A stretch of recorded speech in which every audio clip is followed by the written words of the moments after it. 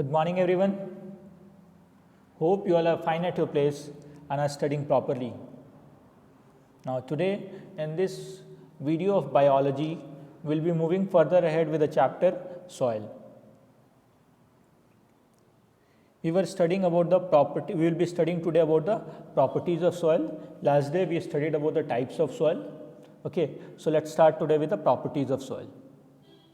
First is percolation rate of water in the soil. Soil के through water कितने जल्दी cross कर जाते हैं इस चीज़ के बारे में हम देखते हैं. If you spill water on the cement floor of your house it stays there for a long time. और अगर आप ऐसा देखते होगे कि अपने घर के छत पे या फिर अपने घर के रूम में फ्लोर पे अगर आप पानी को गिराओ तो क्या होता है, पानी वहीं का वहीं रहता है. जबकि अगर उस पानी को हम बाहर के मिट्टी पे गिराएं तो क्या होगा, वो पानी अंदर चला जाता है, सूख जाता है. ठीक है, वो this is why, this is because water can percolate into the soil but not into the cement. पानी क्या करता है, सॉइल के अंदर जा सकता है पर सीमेंट के अंदर में नहीं जा सकता है. ठीक है, so will see what is the difference in percolation rate. किस सॉइल में सबसे ज़्यादा वाटर पर्कुलेट करते हैं, किस सॉइल में सबसे कम करते हैं. Will see about this things.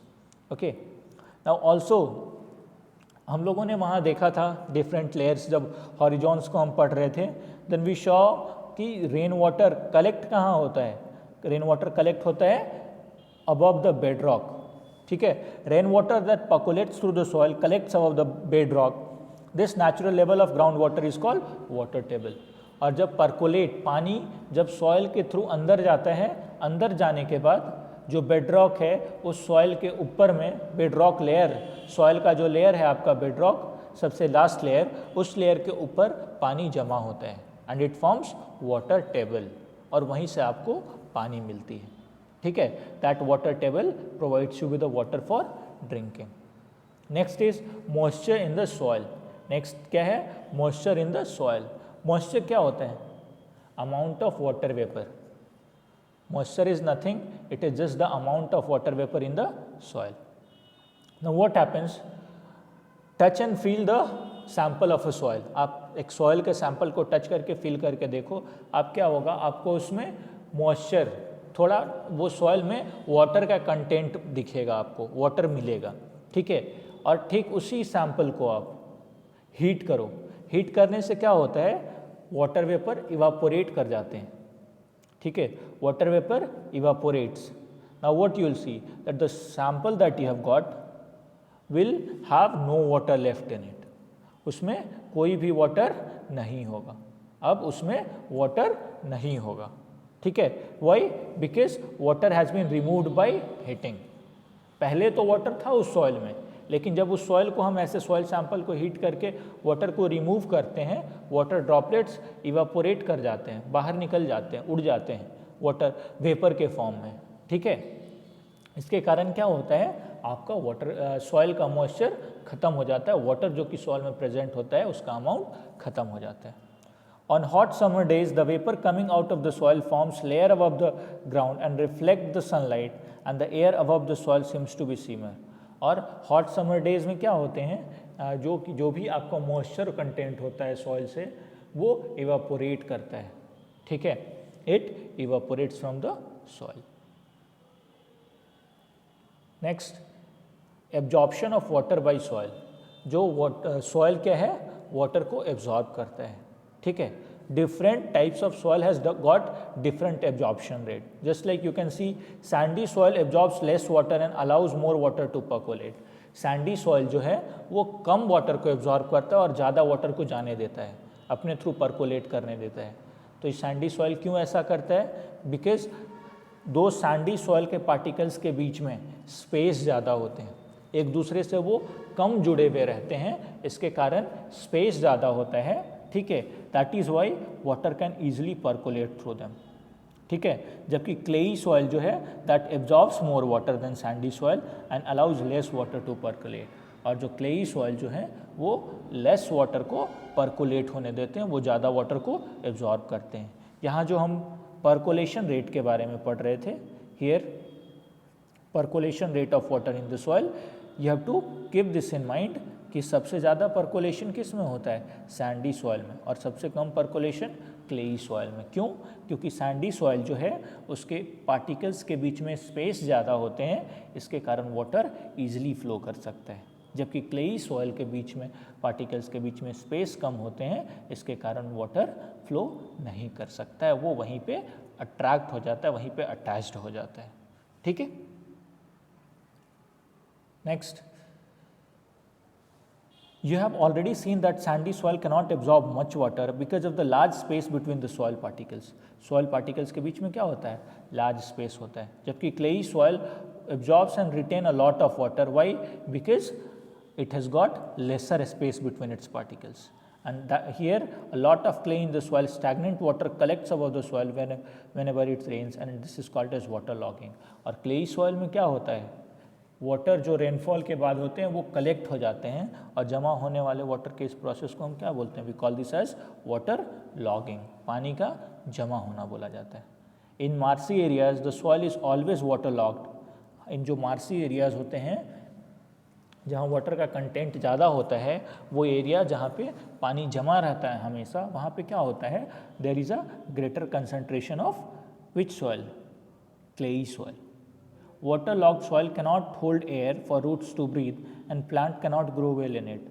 और waterlogged soil जो है वो एयर को होल्ड नहीं कर पाते हैं, इसके कारण प्लांट यहाँ पे प्रॉपरली ब्रीथ नहीं कर पाते हैं और प्लांट यहाँ पे अच्छी तरह से ग्रोथ नहीं हो पाता है। किस में, आपके मार्सी एरियाज़ में। क्यों? क्योंकि वहाँ पे वाटर का कंसंट्रेशन ज़्यादा होता है।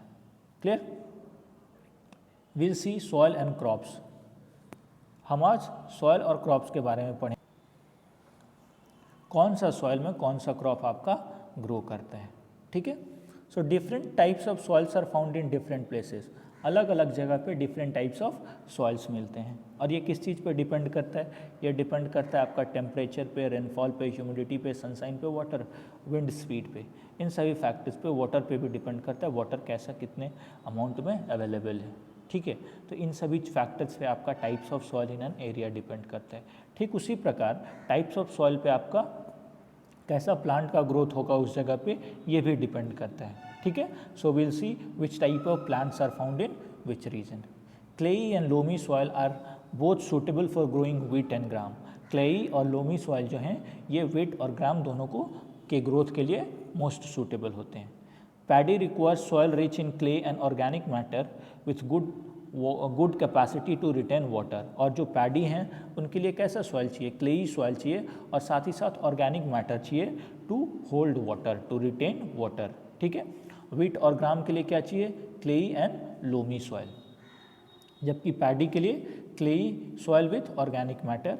For pulses loamy soil is required, for cotton sandy and loam is required. ठीक है, सो ये डिफरेंट टाइप्स ऑफ क्रॉप्स और डिफरेंट टाइप्स ऑफ सॉइल्स का ज़रूरत कैसे होता है, कैसे एक दूसरे पर डिपेंडेंट है, ये देखा हमने। क्या, क्लेई सॉइल और लोमी सॉइल व्हीट और ग्राम के लिए चाहिए, पैडी के लिए क्या चाहिए, क्ले और organic matter.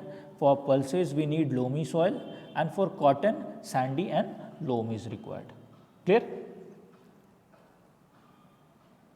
Next, soil as a natural resource. Soil जो है एज ए नेचुरल रिसोर्स हमारे लिए कैसे यूज़फुल है, ये हम देखते हैं। We depend on soil for food, clothing and shelter. हम organism, living organism, human being soil पे फूड के लिए, क्लोथिंग के लिए और शेल्टर के लिए डिपेंड करते हैं। ठीक है, जैसे कि कॉटन, वुल, ये जो है ये हमें मिलता है कहाँ से, सॉइल से मिलता है। क्यों? कॉटन तो डायरेक्टली प्लांट के रूप में मिलता है, जबकि वुल सीप से हमें मिलता है, जो कि सीप अपने फूड के लिए सॉइल पर डिपेंड करते हैं। सॉइल में जो प्लांट्स का ग्रोथ होता है उनसे वो अपने भोजन को प्राप्त करते हैं, और बाद में हम उन सीप से वुल को ऑब्टेन करते हैं। ठीक उसी प्रकार हमें मेडिसिन्स, फ्यूल, पेपर, वुड, ये सभी चीज़ हमें सॉइल से मिलता है। तो इस प्रकार हम अपने फूड के लिए, अपने क्लोथिंग के लिए, अपने शेल्टर के लिए हम किस पे डिपेंडेंट हैं, सॉइल पे डिपेंडेंट हैं। क्लियर? इस तरह से हम सॉइल पे अपने सभी चीज़ों के लिए डिपेंडेंट हैं। Next, we depend on soil for minerals. Soil से हमें वेरियस मिनरल्स मिलते हैं, जैसे आयरन, गोल्ड, सिल्वर, कोल, ये सब चीज़ आपने कभी अगल बगल में सुना होगा। यहाँ पे कोल माइंस मिला, यहाँ से आयरन का ओर मिल रहा है, यहाँ से एल्युमिनियम का ओर मिल रहा है, बॉक्साइट का माइंस मिला। तो ये क्या हुए, ये अर्थ के नीचे से ही तो मिलते हैं, ये सभी तो सॉइल ही हैं, ठीक है। So minerals such as coal, petroleum and natural gas obtained from soil provide us with fuel and many other useful things. एक कोल हुआ, पेट्रोलियम हुआ, नेचुरल गैस हुआ, ये सभी हमें कहाँ से मिलते हैं, सॉइल से मिलते हैं, और ये हमें हमारे लिए यूज़फुल हैं, हमारे डे टू डे एक्टिविटीज़ को परफॉर्म करने में हेल्प करते हैं, ठीक है। We depend on the soil for clay, which is the raw material used to make bricks, tiles, pottery and porcelain. हम लोग जो सॉइल है उसका यूज़ करते हैं किस चीज़ के लिए, ब्रिक्स को बनाने के लिए, टाइल्स को बनाने के लिए, पॉटरी को बनाने के लिए, इन सभी चीज़ों के लिए हम सॉइल को, जो क्ले होता है सॉइल का, उसका यूज़ करते हैं। उन्हीं ब्रिक्स का यूज़ करके हम अपने घर को बनाते हैं, उन्हीं टाइल्स का यूज़ करके हम अपने फ्लोर को बनाते हैं। तो ठीक इस प्रकार सॉइल हमारे लिए यूज़फुल होता है। Next, we depend on soil for water. ये सॉइल का लेयर से ही तो आपका वाटर नीचे अर्थ सरफेस में परकोलेट करता है, ठीक है। अगर ये सॉइल नहीं हो और हर जगह पे सीमेंटेड या पक्का स्ट्रक्चर हो तो क्या होगा, वाटर नीचे की ओर परकोलेट नहीं होगा। As a result there will be no water table, amount of water will decrease day by day. यही तो हो रहा है आपका अर्बन सिटीज़ में, ठीक है। टाउन्स में क्या हो रहा है, हर जगह पे आपके कंक्रीट मेड स्ट्रक्चर्स मिल रहे हैं, जिसके कारण क्या हो रहा है, वाटर इनसाइड सिप नहीं कर पा रहा है और आपका water table day by day decrease कर रहा है और हमें पानी पीने को नहीं मिल रही है, डे टू डे एक्टिविटीज़ के लिए भी हमें पानी नहीं मिल रही है, ठीक है। Thank you everyone, hope you understood everything in this video. Thank you. Stay home, stay safe and keep studying.